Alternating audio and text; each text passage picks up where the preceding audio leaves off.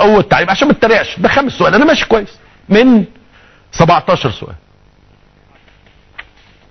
يعني في حظ؟ عايز تخلص قبل الحظ؟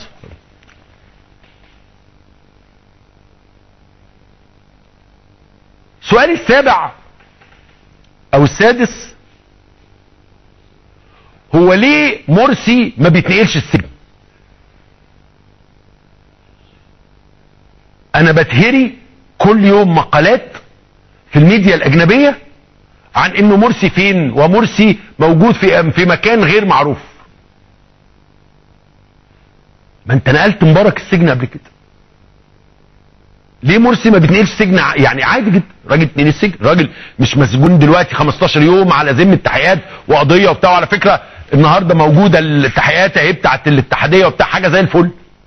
جاوب على 50 سؤال باجابه واحده، كل ما اتسال 50 سؤال جاوب عليهم اجابه واحده. لن اجيب انا الرئيس الشرعي لمصر. تشرب شاي؟ لن اجيب انا الرئيس الشرعي لمصر. طب النهارده ايه؟ لن اجيب انا الرئيس الشرعي لمصر. 50 سؤال، 50 بالتحديد يعني، سالهم المحقق ومنشورين النهارده في الوطن. هل قمت مش عارف ايه؟ لن اجيب انا الرئيس الشرعي لمصر. طيب اهو الراجل ده ليه ما بيتنقلش سجن؟ عادي جدا. ما احنا يا بنقدر نامن سجن يا ما بنقدرش نامن سجن. ايه المشكله؟ وهم الناس لو انت مش قادر تامن السجن هيخشوا يطلعوا الاخطر من مرسي. على فكره في السجن في اخطر من مرسي، في خالد شاطر معلم الزغلول الكبير يعني، وفي المرشد، في البلتاجي الجنرال البلتاجي، وفي الفشتكنات كلها هناك. ليه مش عايز تنقل الراجل ده السجن؟ كل يوم يقعدوا يقولوا لنا قيد الاقامه، لو هو لا قيد اقامه ولا حاجه.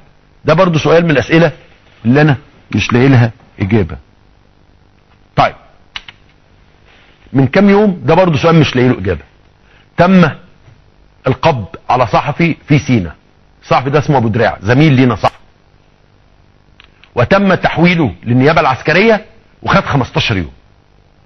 مواطن مدني تم تحويله للنيابه العسكريه وخد 15 يوم. طيب طبعا انا ضد انه البني ادم ما يقفش قدام غير قضيه طبيعي، كل اللي انتوا يعني كل الكلام ده قلته 100 مره.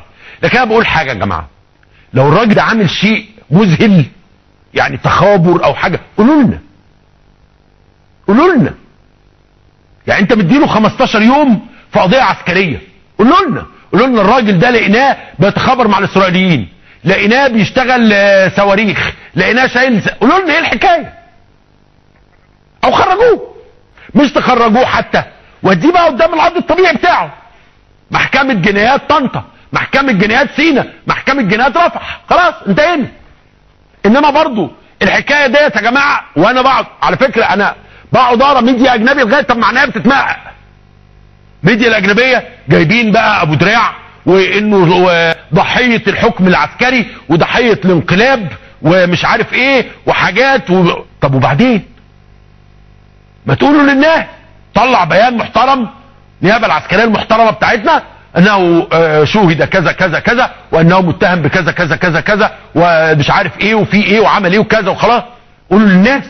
انما وسط الشغل العظيم اللي انت عامله، تأمينك للبلد، وقوفك جنبنا في 30/6، في ناس كتير بتنادي ان عايزاك رئيس وهو لاخره، بيبقى في حاجات زي كده بتقلب